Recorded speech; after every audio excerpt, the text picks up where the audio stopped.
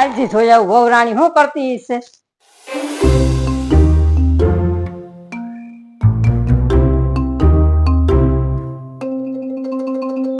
એ વહુ રાણી શું કરશો તું? તમારા દીકરાના પાકીટ માંથી પૈસા લઉં છું. આવા જ મારા દીકરાને કહી દો બધું. આટલા વર્ષ તો બી બીન રહ્યા, હવે કઈ બીને નહીં રહો, કહી દેજો.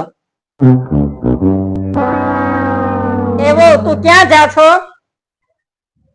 એ હમણાં આવું. એ ભગવાન, અટાણી વહુ તો પૂછ્યા વગર ની બહાર વહી જાય. અમે તમારા હાહુ ને પૂછી પૂછીને બહાર જાતા.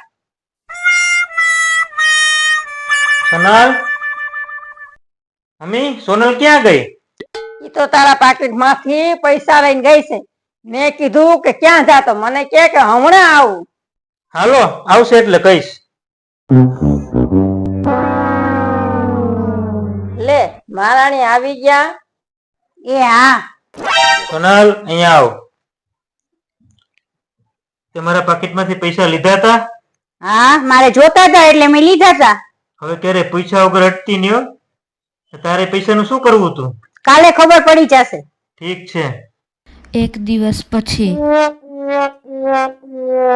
હેપી બર્થડે મમ્મીજી. Thank you. હું તમારા માટે ગિફ્ટ લઈ આવી. તમે કહેતા હતા ને મને સોનાની વીંટી બહુ જ ગમે. હા સરસ છે હો. તમે કહેતા હતા ને તમારા દીકરાના પાકીટ માંથી પૈસા લીધા, એટલા માટે જ લીધા હતા.